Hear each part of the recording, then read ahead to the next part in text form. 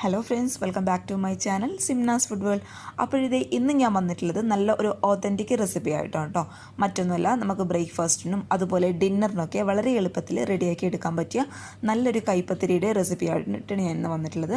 അപ്പോൾ നല്ലൊരു ടേസ്റ്റുള്ള റെസിപ്പിയാണ്, അതുപോലെ നല്ലൊരു ഹെൽത്തി കൂടിയായിട്ടുള്ളൊരു റെസിപ്പിയാണ്. അപ്പോൾ എല്ലാവരും ഒന്ന് ട്രൈ ചെയ്ത് നോക്കുക. ട്രൈ ചെയ്ത് നോക്കിയിട്ട് അഭിപ്രായങ്ങളൊക്കെ അറിയിക്കുക കേട്ടോ. അതുപോലെ വീഡിയോസൊക്കെ കണ്ട് ഇഷ്ടപ്പെടുകയാണെങ്കിൽ ചാനൽ സബ്സ്ക്രൈബ് ചെയ്യാൻ മറക്കരുത്. അപ്പോൾ നമുക്ക് പെട്ടെന്ന് തന്നെ ഈ കൈപ്പത്തിരിയുടെ റെസിപ്പി എങ്ങനെ ചെയ്യുന്നു നോക്കാം. അപ്പം നമുക്ക് ഈ ഒത്തൻറ്റിക് ആയിട്ടുള്ള കൈപ്പത്തിരി എങ്ങനെയാണ് ചെയ്യുന്ന നോക്കാം. അതിനായിട്ട് ഞാനിപ്പോൾ ഇവിടെ എടുത്തിട്ടുള്ളത് ഈ ഒരു കപ്പിൽ 2 കപ്പ് നമ്മൾ നൈസ് പത്തിരി, അതുപോലെ ഇടിയപ്പത്തിനൊക്കെ ചുടാനായിട്ട് ഉപയോഗിക്കുന്ന നൈസായിട്ടുള്ള പൊടിയാണ് കേട്ടോ. അത് 2 കപ്പ് ഞാൻ ഈ ഒരു പാത്രത്തിലോട്ട് ഇട്ട് കൊടുക്കുന്നുണ്ട്.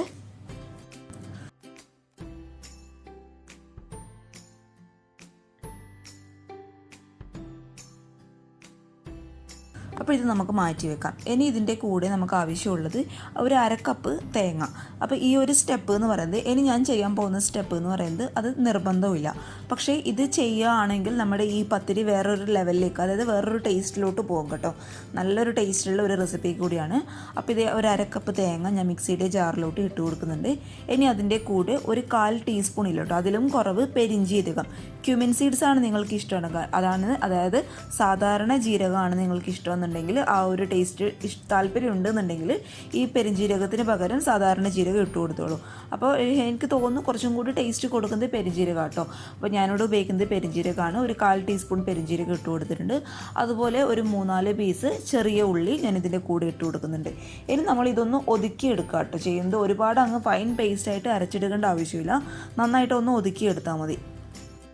അപ്പോഴത്തെ ഇത് അരയ്ക്കാനായിട്ട് കുറച്ച് വെള്ളം കേട്ടോ, ഒരുപാട് വെള്ളമൊന്നും വേണ്ട. കുറച്ച് ഇതൊന്ന് അരഞ്ഞ് കിട്ടാൻ മാത്രമായിട്ടുള്ള കുറച്ച് വെള്ളം ഞാൻ ഇതിലോട്ട് ഒഴിച്ചു കൊടുക്കുന്നുണ്ട്. എന്നിട്ട് ഇത് നമുക്കൊന്ന് ഒതുക്കിയെടുത്തിട്ട് വരാം.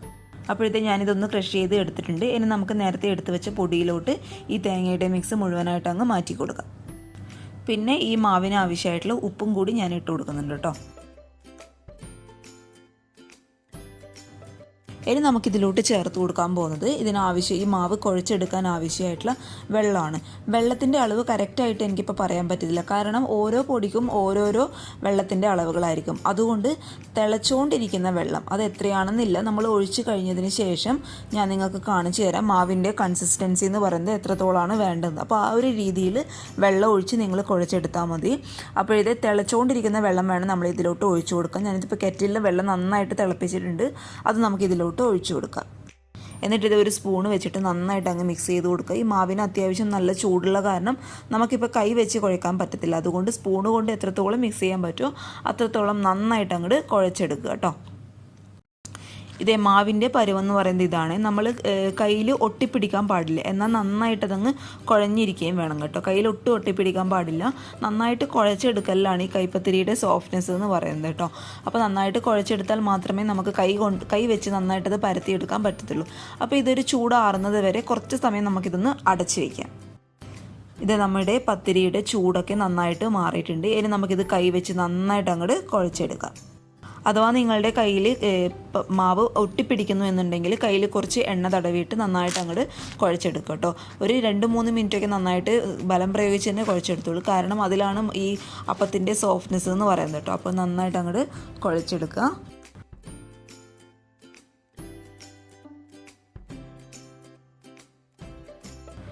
അപ്പോഴത്തെ മാവ് ഞാൻ നന്നായിട്ട് കുഴച്ചെടുത്തിട്ടുണ്ട്. ഇനി നമുക്കിത് ചൂടാനായിട്ട് നോക്കട്ടെ. അതിനായിട്ട് ഞാനൊരു പാന് വെച്ച് കൊടുത്തിട്ടുണ്ട്. പാനിൽ കുറച്ച് വെളിച്ചെണ്ണ കേട്ടോ ഒഴിച്ചു കൊടുത്തിട്ടുണ്ട്, കാരണം നമ്മളിങ്ങനെ കൈ വെച്ച് പരത്തുമ്പോൾ നമ്മൾ ഒട്ടിപ്പിടിക്കാതിരിക്കാൻ വേണ്ടിയിട്ട്. കുറച്ച് മാവ് എടുക്കുക, നമ്മൾ നേരത്തെ കുഴച്ചെടുത്ത മാവിൽ നിന്ന്. എന്നിട്ട് ആ മാവിലോട്ട് കുറച്ച് വെളിച്ചെണ്ണ തടവി കൊടുത്തതിന് ശേഷം നമുക്കിത് കല്ലിൽ വെച്ചിട്ട് കൈ വെച്ച് തന്നെ നന്നായിട്ട് പരത്തിയെടുക്കാം. പരത്തിയെടുക്കുമ്പോൾ കയ്യിൽ വെളിച്ചെണ്ണ തടവി കൊടുക്കും കേട്ടോ, കാരണം കയ്യിൽ മാവ് ഒട്ടിപ്പിടിക്കുന്നു അങ്ങനെ ഒരു പ്രശ്നം ഉണ്ടെങ്കിൽ കൈയുടെ ഭാഗത്ത് കുറച്ച് വെളിച്ചെണ്ണ തടവി കൊടുത്തതിന് ശേഷം നന്നായിട്ട് അങ്ങോട്ട് പരത്തിയെടുക്കുക. പരത്തിയെടുക്കുമ്പോൾ ശ്രദ്ധിക്കേണ്ട കാര്യം, ഒരുപാട് നൈസായിട്ട് അങ്ങ് പരത്തിയെടുക്കരുത് കേട്ടോ. കുറച്ച് കട്ടി വേണം നമ്മുടെ അപ്പത്തിന്, അതാണ് അതിൻ്റെ കറക്റ്റ് ടേസ്റ്റ് കേട്ടോ. പിന്നെ പരത്തിയെടുക്കുമ്പോൾ ശ്രദ്ധിക്കുക, പാനൊക്കെ നന്നായിട്ട് ചൂടായി കിടക്കുന്ന പാനാണ്. അപ്പോൾ കൈയിൻ്റെ അടി വെച്ച് നമ്മൾ പരത്തിയെടുക്കുമ്പോൾ ശ്രദ്ധിക്കാതിരിക്കരുത് കേട്ടോ, കൈ പെട്ടെന്ന് പൊള്ളാനുള്ള ചാൻസ് ഉണ്ട്. അതുകൊണ്ട് സാവധാനം അങ്ങോട്ട് പരത്തിയെടുത്താൽ മതി. അപ്പോൾ പരത്തിയെടുത്തതിന് ശേഷം നമുക്കിത് അടച്ച് വെക്കട്ടെ. ചിലർ അടച്ച് വെക്കാതെ വേവിക്കുന്നതായിട്ട് ഞാൻ കണ്ടിട്ടുണ്ട്. പക്ഷേ അതിൻ്റെ മുകൾ ഭാഗമൊക്കെ വെന്ത് കിട്ടാനായിട്ട് അടച്ച് വയ്ക്കുമ്പോൾ തോറും നന്നായിട്ട് അങ്ങ് വെന്ത് കിട്ടിക്കോളും. അതുകൊണ്ട് നമുക്കിത് അടച്ച് വെച്ച് വേവിക്കാം. ഇനി ഈ ഒരു സമയത്ത് തന്നെ ഞാൻ ഇതിലോട്ട് 1 ടീസ്പൂൺ നെയ്യ് ചേർത്ത് കൊടുക്കുന്നുണ്ട്. ഇത് മോൾക്ക് കൊടുക്കുന്നുണ്ട് ഞാൻ ചേർത്ത് കൊടുക്കുന്നത് കേട്ടോ. സാധാരണ ഓതൻറ്റിക് റെസിപ്പി ആണെങ്കിൽ സാധാരണ വെളിച്ചെണ്ണ ആട്ടോ ഒഴിക്കുക. അപ്പോൾ അത് നിങ്ങളുടെ ഇഷ്ടത്തിനനുസരിച്ച് നിങ്ങൾക്ക് വെളിച്ചെണ്ണ ആണെങ്കിൽ വെളിച്ചെണ്ണ ഒഴിച്ചു കൊടുക്കുക, അല്ലെങ്കിൽ നെയ്യ് ആണെങ്കിൽ നെയ്യ് ഒഴിച്ചെടുക്കാം. ഇതൊന്നുമല്ല ബട്ടർ ആണെങ്കിൽ അത് ഒഴിച്ചു കൊടുക്കാം കേട്ടോ. അപ്പോൾ ഞാനിവിടെ നെയ്യ് ഒഴിച്ചു കൊടുക്കുന്നുണ്ട്. എന്നിട്ട് വീണ്ടും നന്നായിട്ട് അങ്ങ് അടച്ച് വെച്ച് ലോ ഫ്ലെയിമിലിട്ട് വേവിക്കുക കേട്ടോ. ഹൈ ഫ്ലെയിമിലോ മീഡിയം ഫ്ലെയിമിലോ ഇട്ടാൽ എന്താ കുഴപ്പമെന്ന് വെച്ചാൽ ഇത് അടിഭാഗം പെട്ടെന്ന് അങ്ങ് കരിഞ്ഞു പോവുകയും ചെയ്യും. അതുപോലെ ഉള്ളൊട്ടും വെന്തിട്ടുണ്ടാവില്ല. അതുകൊണ്ട് ലോ ടു മീഡിയം ഫ്ലെയിമിലിട്ട് അടച്ച് വെച്ച് വേവിച്ചെടുക്കുക. ഇത് നമ്മൾ അപ്പത്തിൻ്റെ ഒരു ഭാഗം ആയിന്ന് തോന്നുന്ന സമയത്ത് ഇത് പതുക്കെ അങ്ങോട്ട് ഒരു സ്പൂണോ അല്ലെങ്കിൽ തവിയോ വെച്ച് പതുക്കെ അങ്ങോട്ട് മറിച്ചിട്ട് കൊടുക്കുക. എന്നിട്ട് വീണ്ടും നമുക്കിത് അടച്ച് വെക്കാം കേട്ടോ. അപ്പോൾ അടച്ച് വെച്ച് 2 ഭാഗം ആയതിനു ശേഷം ഞാനിതൊരു പ്ലേറ്റിലോട്ട് മാറ്റി കൊടുക്കുന്നുണ്ട്.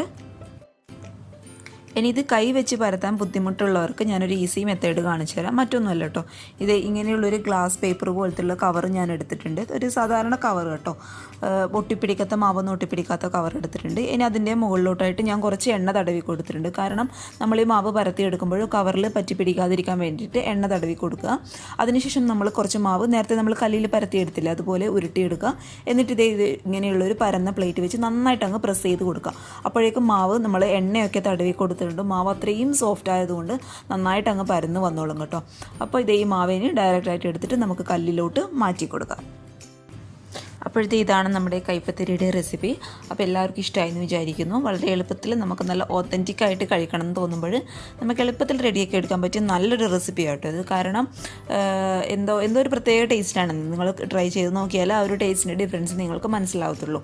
അപ്പോൾ ഞാനിതിൻ്റെ കൂടെ റെഡിയാക്കി എടുക്കുന്ന നമ്മുടെ മുളകൊക്കെ ചുട്ടെടുത്ത തേങ്ങാ ചമ്മന്തി കേട്ടോ. തേങ്ങാ ചമ്മന്തി ഈ ഒരു അപ്പത്തിൻ്റെ കൂടെ ഒരു പ്രത്യേക ഒരു ടേസ്റ്റ് കേട്ടോ. അത് നിങ്ങൾ പറഞ്ഞാൽ വിശ്വസിക്കില്ല. അത് ഉണ്ടാക്കി നോക്കിയാൽ ആ ഒരു ടേസ്റ്റ് നിങ്ങൾക്ക് മനസ്സിലാവും. അപ്പോൾ എല്ലാവരും ട്രൈ ചെയ്ത് നോക്കുക. ട്രൈ ചെയ്ത് നോക്കിയിട്ട് അഭിപ്രായങ്ങളൊക്കെ അറിയിക്കുക. അതുപോലെ വീഡിയോസൊക്കെ കണ്ട് ഇഷ്ടപ്പെടുകയാണെങ്കിൽ ചാനൽ സബ്സ്ക്രൈബ് ചെയ്യാൻ മറക്കരുത് കേട്ടോ.